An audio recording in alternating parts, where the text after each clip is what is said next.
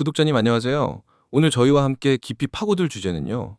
2024년 하반기 중형 전기 SUV 시장 정말 뜨거운데요. 그중에서도 가장 많은 관심을 갖고 있는 차들이죠. BYD의 새로운 주자 시라이언 7, 그리고 테슬라 모델 Y 주니퍼, 현대 아이오닉 5까지 이 세 차종을 한번 제대로 비교 분석해 보겠습니다. 이 세 차량의 디자인, 크기, 성능, 배터리, 주행거리, 편의사양, 또 가장 중요한 가격이랑 보조금까지 정말 하나하나 다 비교해서 장단점을 확실히 파악해 보고요. 특히 시라이언 7, 이게 4,490만 원이라는 가격으로 나왔는데 과연 국내 전기차 시장에 어떤 일이 벌어질지 구독자님께서 판단하시는 데 도움을 드리는 게 목표입니다. 바로 시작해 볼까요?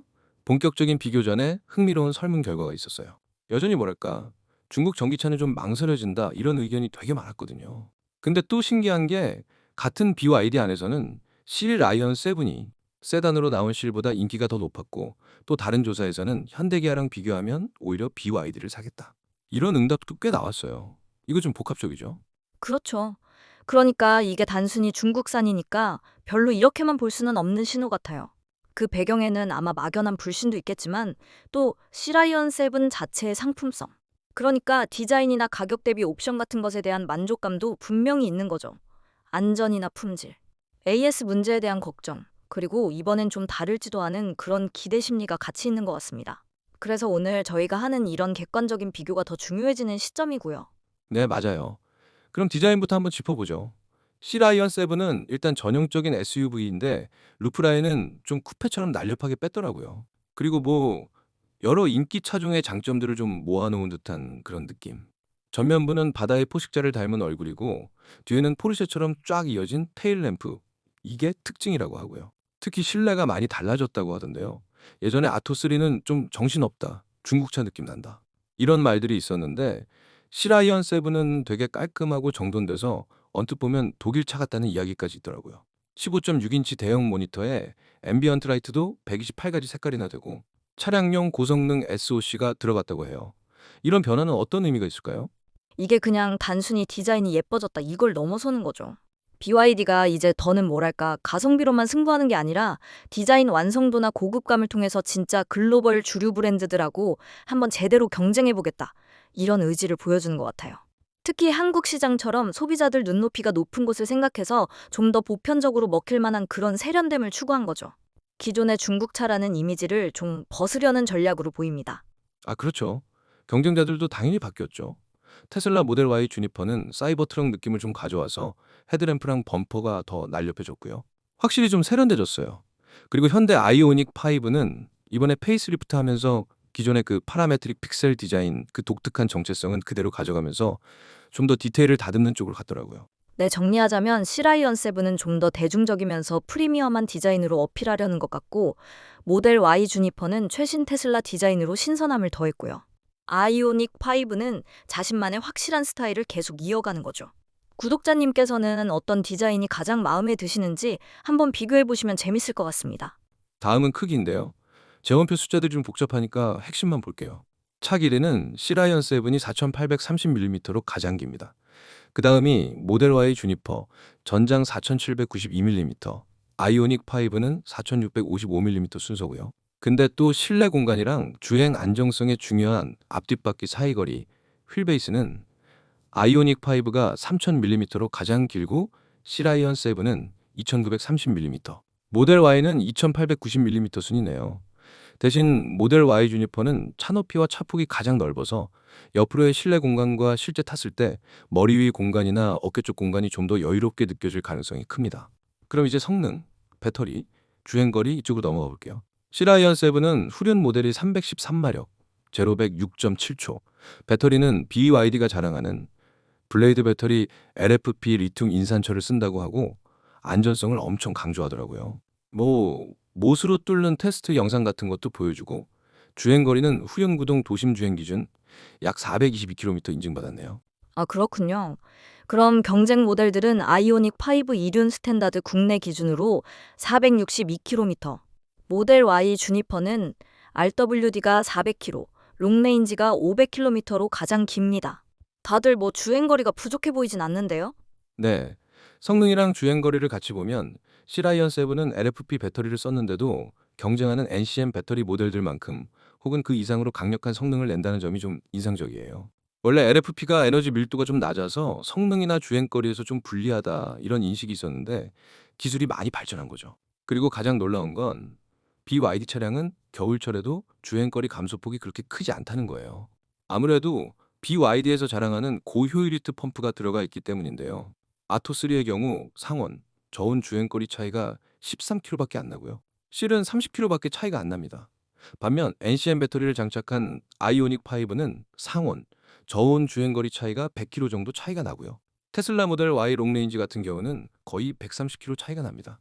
여기에 충전은 80%만 권장하니 주행거리가 많아 보여도 많은 게 아니네요. 다음은 충전 속도입니다. 아이오닉 5는 800V 시스템이라 최대 350kW급 초급속 충전이 가능해요.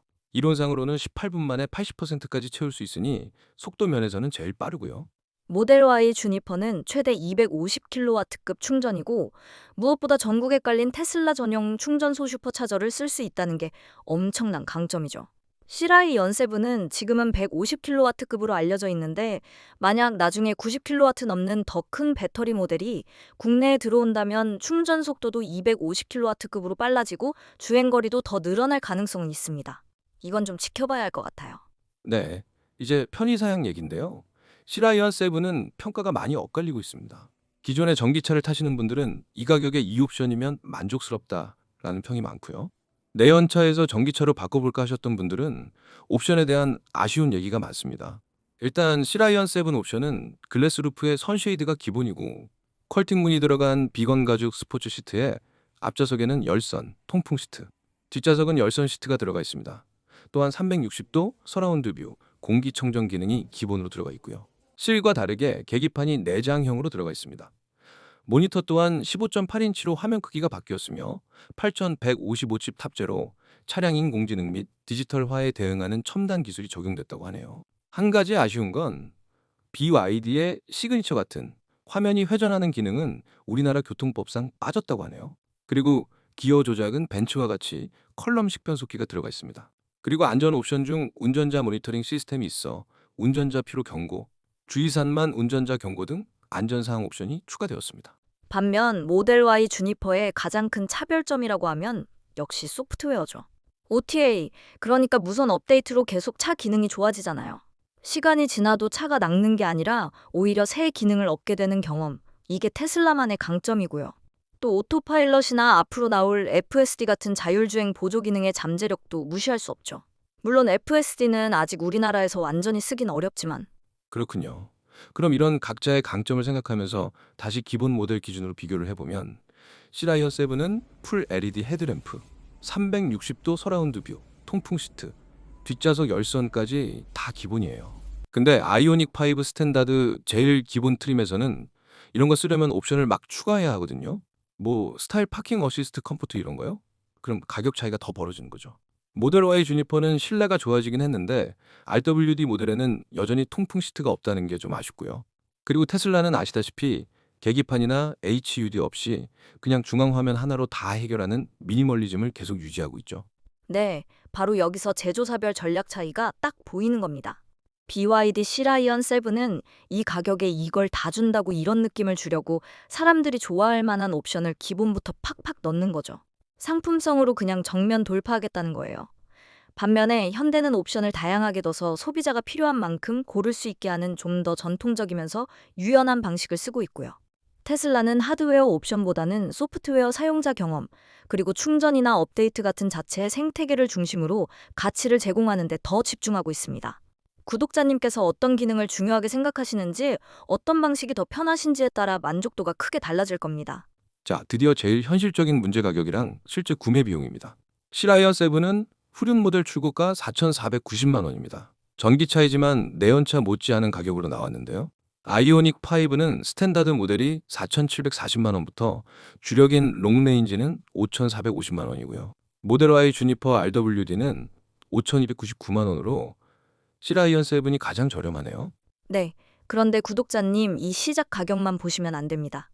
전기차는 보조금이라는 변수가 실제 내는 돈을 크게 바꾸거든요. 규정상 중국에서 생산해서 수입하는 전기차, 예를 들어 전에 나온 BYD 아토3가 국고 보조금을 145만 원 받았어요. 시라이언 7도 아마 국고 보조금이 200만 원 안팎 정도 되지 않을까 예상합니다. 테슬라 모델 Y 주니퍼 RWD도 188만 원 수준이고요. 반면에 아이오닉 5는 트림에 따라 다르지만 최대 680만 원까지 국고 보조금을 받을 수 있습니다. 여기에 지자체 보조금까지 더하면 차이가 꽤 벌어지죠. 근데 여기서 중요한 건 이게 단순히 중국산이라서 그런 게 아니라는 거예요. 정부 보조금은 차값 기준 5,500만 원 이하 100% 지급 등도 있지만 주행거리, 전비, 연비 같은 개념이죠. 배터리 재활용 가치 또 제조사가 국내 서비스 센터나 충전기를 얼마나 잘 갖췄는지 이런 걸 다 따져서 차등 지급하거든요. 네, 맞습니다. 시라이언 7이나 모델 Y 주니퍼가 가격은 기준 안에 들어오지만 주행거리나 전비, 배터리 관련 평가 같은 다른 부분에서 아이오닉 5보다 점수가 낮아서 보조금이 깎이는 구조입니다. 그러니까 시라이언 7의 그 매력적인 시작 가격이 보조금을 받고 나면 실제 구매 가격에서는 생각보다 많이 상쇄될 수 있다는 걸 꼭 기억하셔야 해요. 네, 맞습니다. 그런데 이 부분도 주목해야 될 것 같아요. 바로 보증 기간이죠. BYD는 차량 기본 보증이 6년 또는 15만 킬로래요. 완전 파격적이죠. 현대기아는 일반 부품 3년 6만 킬로, 테슬라는 4년 8만 킬로인데 이건 진짜 자신감의 표현인가요? 네, 그렇게 볼 수도 있죠. 특히 아직은 브랜드나 서비스에 대한 신뢰가 좀 부족할 수 있는 상황에서 긴 보증 기간은 소비자들의 불안감을 좀 낮춰주는 효과적인 방법이 될 수 있습니다. 결국 구독자님께서는 이 모든 걸 종합해서 총 소유 가치를 판단하셔야 해요. 시라이언 7은 출고 가격이 저렴하고 기본 옵션 빵빵하고 보증 길다는 장점이 있지만 보조금이 적고 아직 브랜드 신뢰도나 서비스망은 좀 물음표죠. 아이오닉 5는 보조금 제일 많이 받고 품질 검증됐고 서비스망도 넓다는 장점이 있지만 디자인이나 성능 면에서는 다른 차들에 비해 좀 임팩트가 덜할 수도 있고요. 모델 Y 주니퍼는 테슬라라는 강력한 브랜드와 OTA, 슈퍼차저 같은 생태계가 매력적이지만 역시 보조금이 적고 RWD 모델은 옵션이 좀 아쉽죠. BYD의 긴 보증이 실제로 차를 유지하는 동안 얼마나 큰 장점이 될지도 잘 따져봐야 합니다. 결국 맨 처음 질문으로 돌아와서요. 시라이언 7, 이 차가 과연 한국 시장에서 통할까요?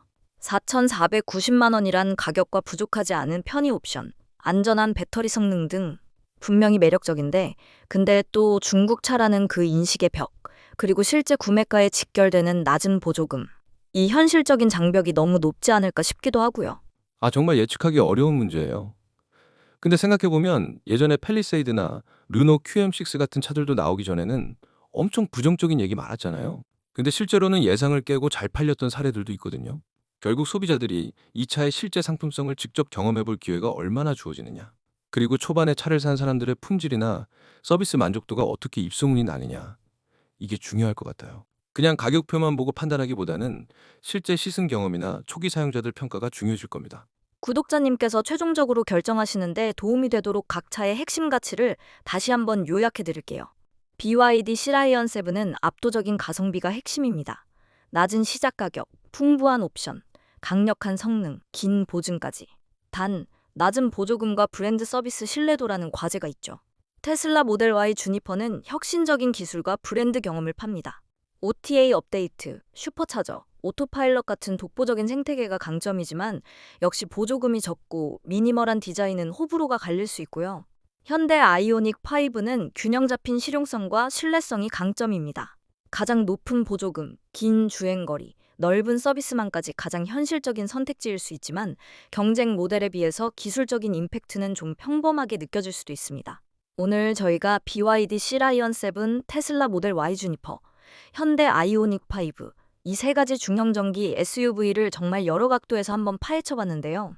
어떤 차가 무조건 최고다, 이렇게 말하기는 어렵습니다. 구독자님의 예산이나 주행 습관 또 중요하게 생각하시는 가치. 예를 들어 성능이냐 편의 사양이냐 브랜드냐 실용성이냐에 따라서 최적의 선택은 정말 달라질 겁니다.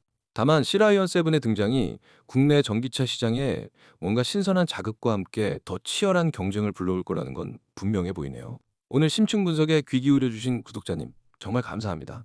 다음에도 더 유익하고 흥미로운 정보로 찾아뵙겠습니다.